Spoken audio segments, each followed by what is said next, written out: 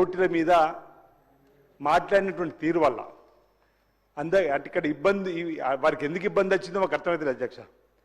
Miss world miss అవుతున్న బాధ ఉందేమో. మిస్ వరల్డ్ నిర్మించడం వల్ల తెలంగాణ రాష్ట్రం పేరు ప్రపంచవ్యాప్తంగా మారుమోగుతుంది అధ్యక్ష. 70 సంవత్సరాలలో 70 ఏళ్ల మిస్ వరల్డ్ చరిత్రలో ముంబైలో మాత్రం నిర్మించారు ఈ దేశంలో. ఇప్పుడు హైదరాబాద్కు అవకాశం వచ్చింది అధ్యక్ష. 3000 అంతర్జాతీయ టీవీ ఛానల్స్ తెలంగాణకు రావడానికి ప్రయత్నం చేస్తూనే వస్తున్నాయి అధ్యక్ష. హైదరాబాద్ మాత్రమే కాకుండా తెలంగాణలోని పర్యాటక కేంద్రాల్లో ఈ మిస్ వరల్డ్ పోటీలు జరుగుతాయి. మిస్ వరల్డ్ పోటీల వల్ల హోటల్ రంగానికి ఒక ఊపు వస్తుంది. 100 కోట్ల ఆదాయం రావడానికి అవకాశం ఉంది. రాష్ట్రానికి కూడా ఆదాయం వస్తుంది అధ్యక్ష.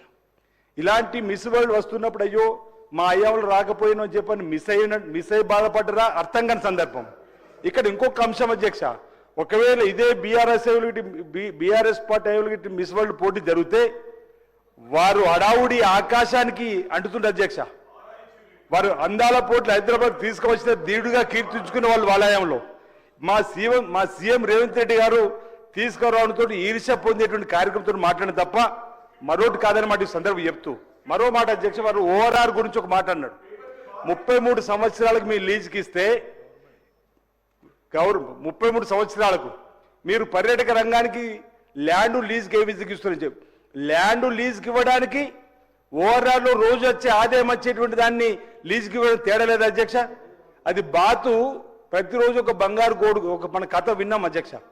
బాతు ప్రతిరోజు బంగారు కోడిగుడ్డు పెడితే అత్యాశకు పోయి దాన్ని కోసుకొని ఈరోజు మొత్తం తీసుకుందంటే చనిపోయిన తర్వాత ఏ విధంగా అయితే ఇబ్బంది వచ్చిందో అలాంటి బంగారు గుడ్డు పెట్టే బాతును ఈరోజు చంపుకొని తిన్నట్టుగానే ఓవరాన్ని తీసుకొని చెప్పని మేము అనేక సందర్భాలు పడినాం.